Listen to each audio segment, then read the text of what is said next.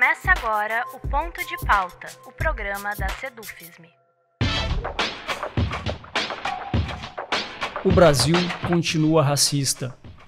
Apesar de iniciativas públicas de ação afirmativa que buscam reparação e que visam a garantia de direitos historicamente negados a negras e negros.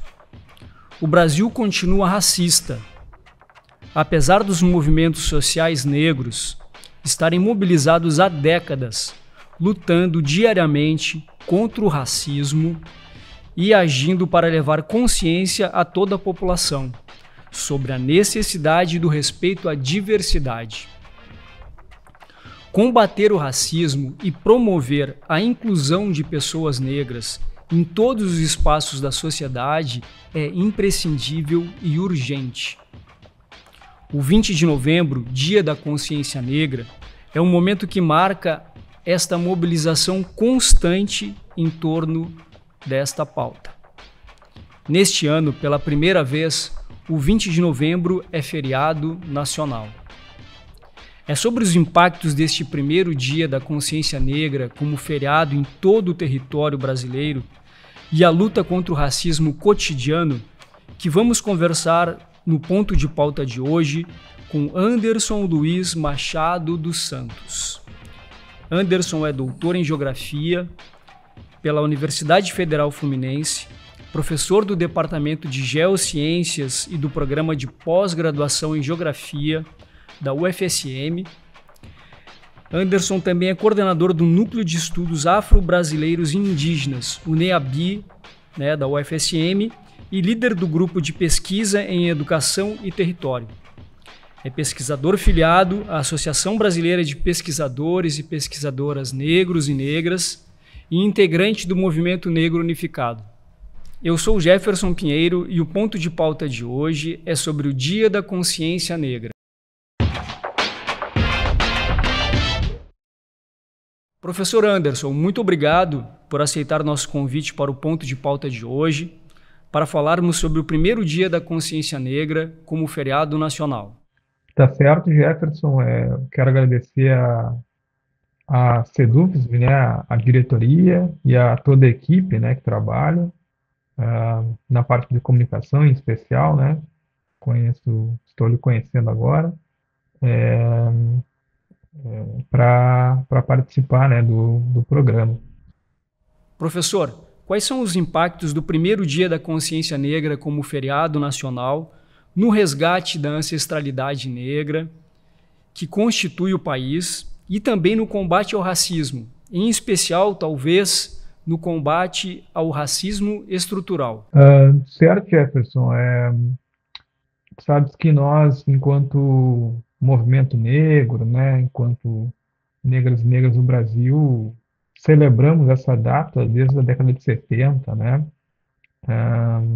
principalmente aqui no Rio Grande do Sul, onde houve uma ascensão bem significativa do movimento social negro nos anos 60 e 70, que gerou no Grupo Palmares, por exemplo, em Porto Alegre, um dos primeiros a reivindicar essa data, como uma data que se contrapusesse, ao 13 de maio, e que teve como uma das grandes expressões Oliveira Silveira, por exemplo, Mas também em outras regiões do país esse processo já era celebrado e depois ele foi sendo unificado, pelos movimentos sociais negros, principalmente quando se forma o Movimento Negro Unificado em 1978 e que de lá para cá nós passamos, a reivindicar e a celebrar essa data. Então, para nós tê-la como o primeiro feriado nacional, em alguns estados, como no Rio de Janeiro, ela já é feriado, por exemplo, ou em outros também, mas termos ela como uma data de celebração nacional é uma conquista, É mais uma conquista do movimento social negro perante a sociedade brasileira. E acredito que nós temos feito esforços, para que o novembro, seja um mês de reflexão, de discussão sobre a condição negra no nosso país, né, sobre a condição negra na formação social brasileira. Então, eu acredito que agora, com o feriado, né, ela fortalece ainda mais, né, a nossa luta de combate ao racismo e de promoção da igualdade racial, que essa sempre foi, né, a nossa perspectiva, combater o racismo e promover a igualdade. E a diversidade hoje, né, esse léxico teórico político, ele se transformou mais complexo. Então, nós já tivemos, por exemplo, né, agora a temática da redação do Enem, né, trazendo já para o campo da educação a questão. Então, para nós é uma conquista muito importante. Eu acredito que vai ter efeitos significativos nesse resgate do que nós chamamos de consciência negra, né, quando reivindicamos essa expressão. Recentemente, passamos por um governo federal em que a Fundação Cultural Palmares, de certa forma, trabalhava contra os direitos das comunidades quilombolas e da comunidade negra. No atual governo foi criado o Ministério da Igualdade Racial. Como o senhor vê a importância das políticas públicas de promoção da igualdade racial e quais as consequências que essas políticas têm no cotidiano das pessoas negras? Bom, eu sou um professor, né, negro, cotista nessa instituição e procuro também me organizar, né, enquanto movimento social ou até mesmo de forma mais ampla, né? E somos defensores das políticas públicas, né, para a comunidade negra, desde que nós começamos a pautar, né, de uma maneira mais sistemática, né, a ideia de políticas públicas através da Constituição Federal, depois com a Marcha Zumbi dos Palmares em 1994, que foi um grande momento de reivindicação política do movimento negro, depois com a luta, né, que surge com as ações afirmativas no Brasil, na transição dos anos 90 para os anos 2000, né, sempre trouxemos esse caráter, né, de que o Estado precisa discutir, né, o racismo que está institucionalizado no Estado, né, e está estruturado, como você falou, na sociedade civil, e que, portanto, né, nós precisamos de dispositivos e políticas públicas que contribuam para a mitigação dele, né, ou para a redução das desigualdades raciais no nosso país. Então, a criação do MIR, por exemplo, para nós ela é muito significativa, porque ela tenta dar um passo além do que foi configurado, né, com a CEPIR, né, que foi o primeiro órgão de governo que tinha status de ministério, mas agora com o ministério tem uma capacidade de atuação mais ampla. E tenho observado, temos, né, alguns colegas também que estão no Ministério da Igualdade Racial, que o Ministério procura trabalhar com a ideia de transversalidade das políticas públicas. Então, hoje o MIR tenta pautar, né, a questão racial em todas as interfaces, né, e intersecções das políticas públicas, para que elas, seja a política no âmbito do trabalho, emprego, seja a política econômica do país, tenha de alguma forma um recorte racial, né? Então, eu acho que isso é um avanço importante, né, e que nós precisamos fortalecer cada vez mais, né, nos municípios, no estado, né, a execução de políticas de ação afirmativa, que são políticas, né, de potencialização, de valorização da nossa comunidade negra, né, de busca por superação de condições muitas vezes de precariedade, né. Então, elas são fundamentais, né, para um país mais democrático, né. Nós temos observado, né, um certo revés em nível internacional da democracia, né, e, portanto, enquanto negros e negras também precisamos defendê-la aqui no país. Acho que é uma tarefa importante que também nos cabe para que tenhamos, de fato, né, essas políticas de combate ao racismo e promoção da igualdade racial efetivadas no Brasil, né. Elas podemos dizer, né, que elas são recentes na história do nosso país, infelizmente, mas são muito importantes. Professor, o senhor se referiu sobre a importância de defender a democracia. Ligando o tema com a implementação das cotas raciais para o ingresso no ensino superior, que já tem 20 anos no Brasil, O senhor acha que a política das cotas raciais democratizou o acesso às universidades? Qual o balanço que o senhor faz desta política para o acesso ao ensino superior? Esse é um debate interessante, né? Recentemente tivemos uma colega do Rio de Janeiro aqui no programa de pós-graduação em Ciências Sociais e estávamos fazendo essa discussão, né? Ah, nós acreditamos que sim, né? Que a, a política de cotas, que é um tipo de ação afirmativa, né? Nos últimos 20 anos, protagonizada pelas lutas negras, teve um efeito significativo, né, no contexto universitário, né? Ah, ela é interessante que essa pauta ela surge anteriormente vinculada a outros setores, né, que não a educação, e depois ela toma um protagonismo no campo da educação, né?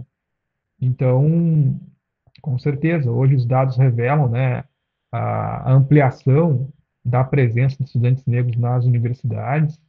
Então, as cotas, né, são um instrumento, sim, de democratização, né, do espaço da universidade, que infelizmente é um espaço, né, que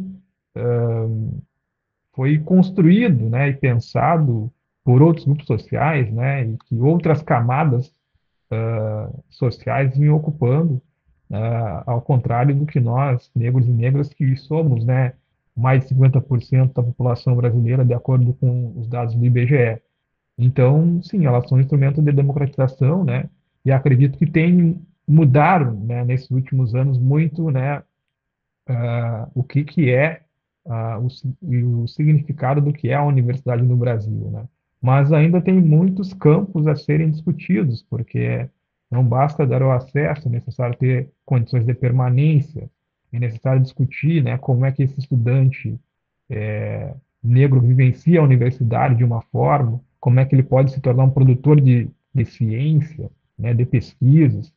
Então, tem uma série também de gargalos, né, que precisam ser enfrentados nesse contexto. Mas, sim, do ponto de vista do acesso, nós ampliamos muito a nossa participação e a universidade se tornou mais diversa.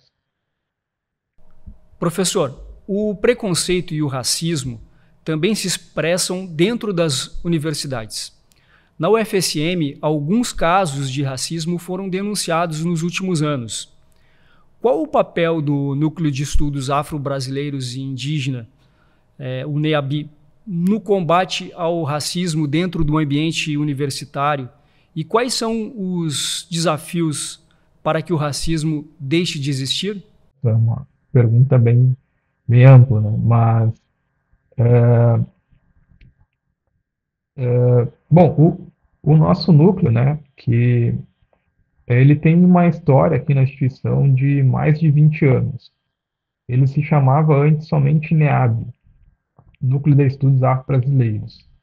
E ele foi coordenado desde a sua fundação pela professora Carmen Deliacil, que era professora do Departamento de Letras Vernáculas. E desde 2013 ela criou um núcleo, se articulava com os movimentos sociais negros, né? E cumpriu um papel muito importante, né, naquele contexto de aprovação da primeira política de cotas do UFSM, que foi no ano de 2007. Né? Então, eu sou um servidor mais recente na instituição, né?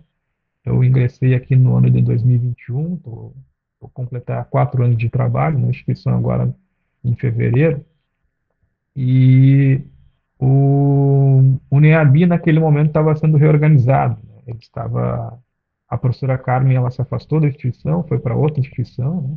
E o NEABI estava sendo reorganizado, como está configurado nesse momento, incorporando, né, nas suas discussões a questão indígena. E então, de lá para cá, né, tenho feito parte da coordenação do núcleo, em conjunto, né, com a Ângela Souza, que é a coordenadora adjunta, e com outros estudantes também que participam desse processo de construção coletiva. E, e nós temos atuado em diversas frentes, né, desde essa reorganização, né, em 2021. Tanto do ponto de vista da denúncia, né, desses casos que você falou. Nós protagonizamos diversas lutas tentando reivindicar a justiça, né, perante os casos que se tornaram mais evidentes, porque muitos casos acontecem no cotidiano e que não chegam muitas vezes na mídia, mas que chegam até nós, né, pelo fato de sermos negros e também pelo fato de estarmos em NEABI. Então, nós temos uma postura bastante contundente, né, com relação a, ao combate, né, a esses processos que aconteceram nos últimos anos na universidade.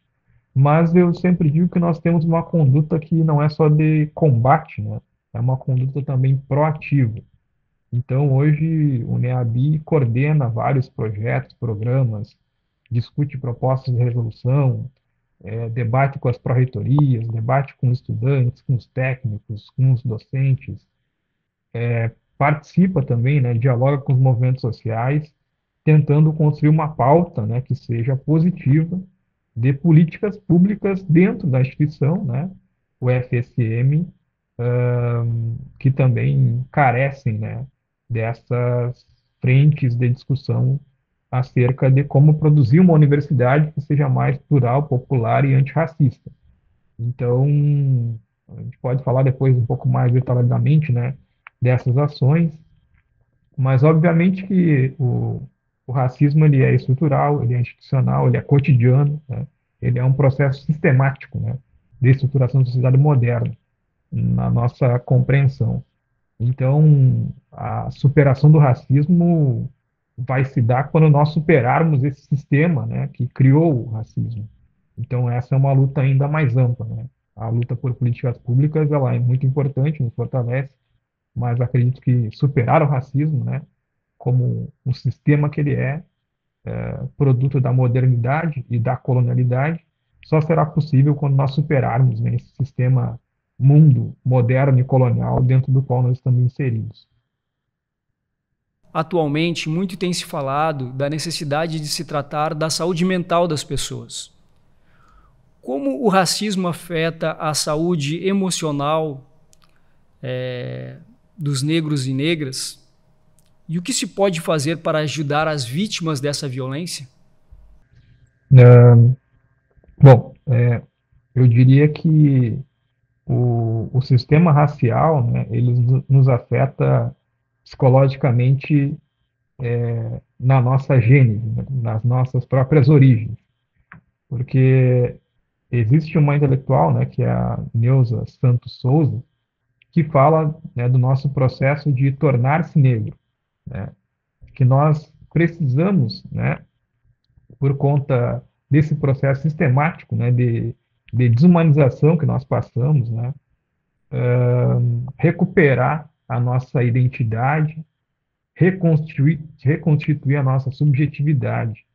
E isso é um trabalho que não é um trabalho que se dá somente em função de um diagnóstico, né? Por exemplo, hoje sim, muitas pessoas, muitos jovens, né, são acometidos por questões de saúde mental. Mas eu quero dizer que existe um processo mais amplo, né, que a nossa saúde mental a priori já estaria, né, passando por dificuldades. E que nós precisamos criar espaços de acolhimento, né, entre nós mesmos, né, negros e negras, mas também espaços que façam que nós consigamos expressar, né, colocarmos um pouco para fora todas essas esse sofrimento, né, esses traumas, esses estigmas que nós carregamos ao longo da vida e que quando a gente vai crescendo, né, aos poucos a gente vai identificando, mas lá quando eu tinha 15 anos, olha, por que que aquilo aconteceu? Acho que tinha alguma coisa ali e que eu não sabia. Então você vai descobrindo ao longo da vida, né, esses processos. Então eu diria que é necessário que hajam processos de acolhimento e de escuta.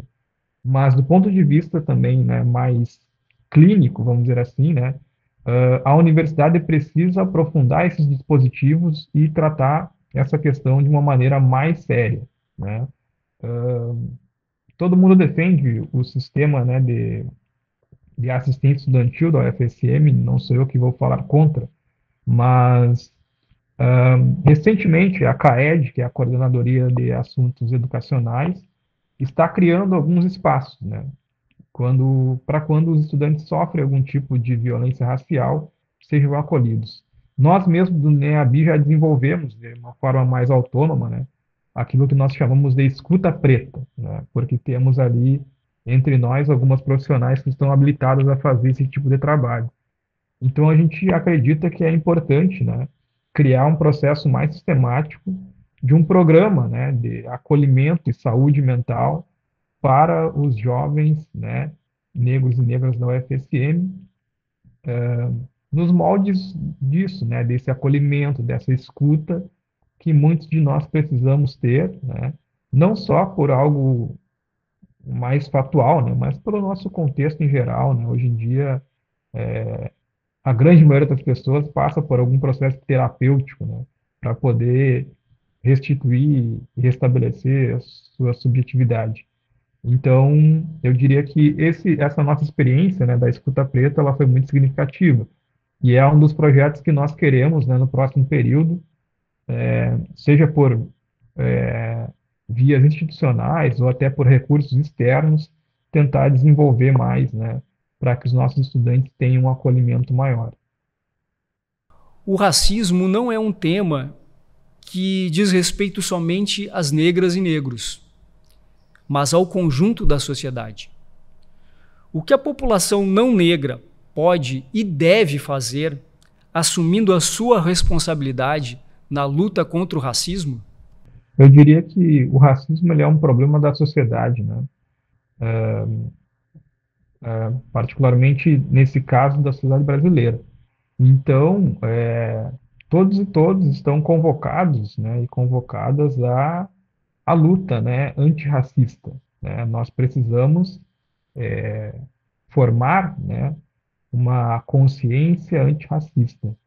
E isso não é papel só nosso, né, enquanto negros e negras, é papel também das pessoas não negras tornarem-se convictas de que nós estamos em um país, né, estamos em um mundo em que o racismo ele é um elemento estruturador da sociedade, né, por isso ele é estrutural, e que ele é um sistema de múltiplas faces, né, que está capilarizado em diferentes regiões, né, da sociedade, em diferentes processos, que cabe a todos nós lutarmos para combatê-lo, né?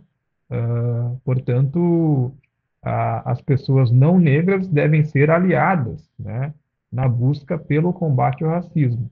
E o 20 de novembro, né, é uma grande conclamação para que todos venham sentar em uma roda, né, da nossa tradição da circularidade e discutir, né, e debater, olha, que sociedade a gente quer, que tipo de organização a gente quer, né, que Estado a gente quer, porque é uma tarefa, né, que todos precisam estar inseridos para que, né, essa superação, que é um horizonte mais amplo, aconteça e que a gente também aprenda a conviver com a diferença, porque esse foi um dos grandes problemas, né, do mundo moderno ocidental, a questão da diferença, a transformação da diferença em uma profunda chaga, né, que nos levou, consequentemente, né, aos processos raciais em suas diferentes configurações.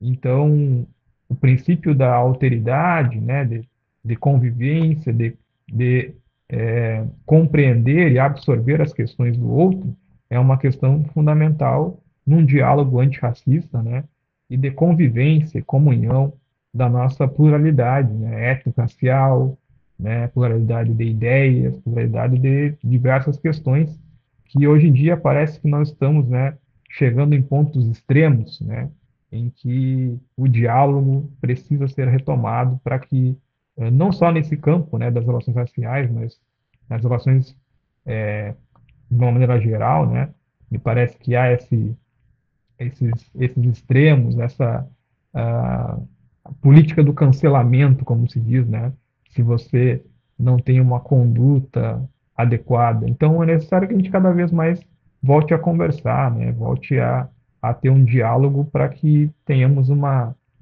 uma integração maior e não tanta desigualdade como a gente tem visto.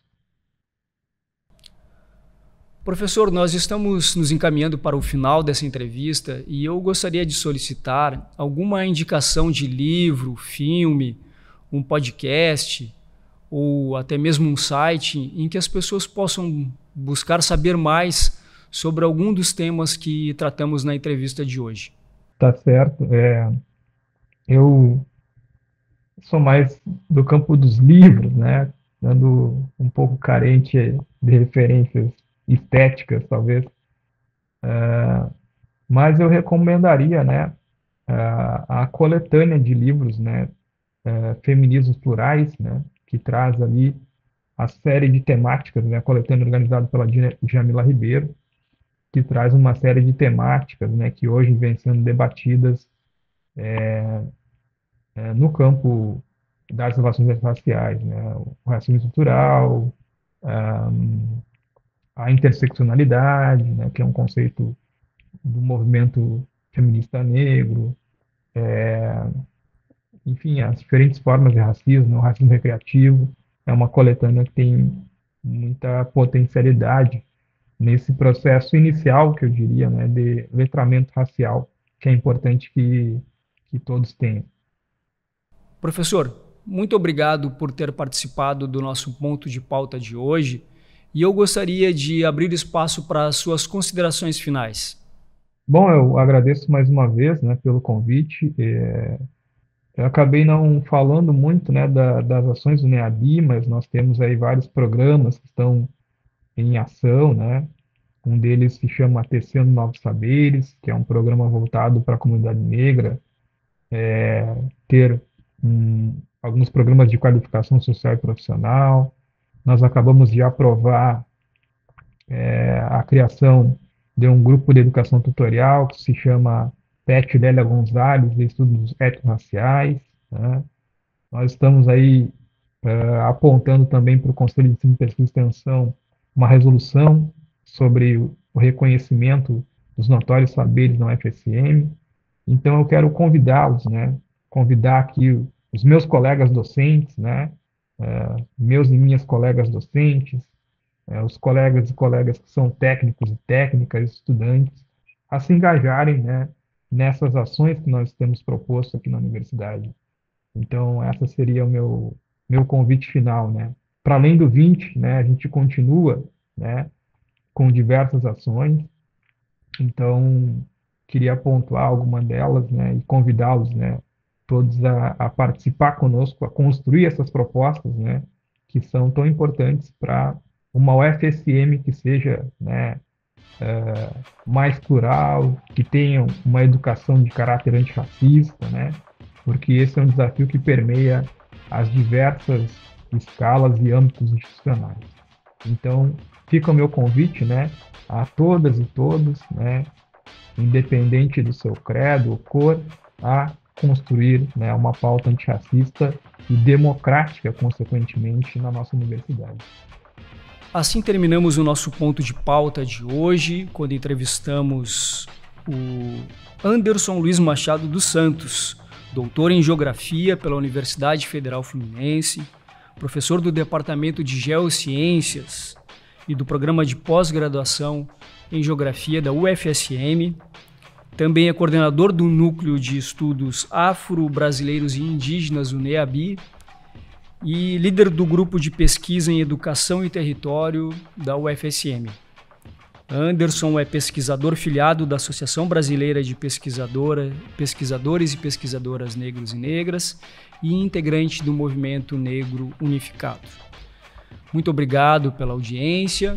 Este programa estará no nosso site e nas nossas redes sociais. O endereço do nosso site é sedufisme.org.br. Obrigado e até mais.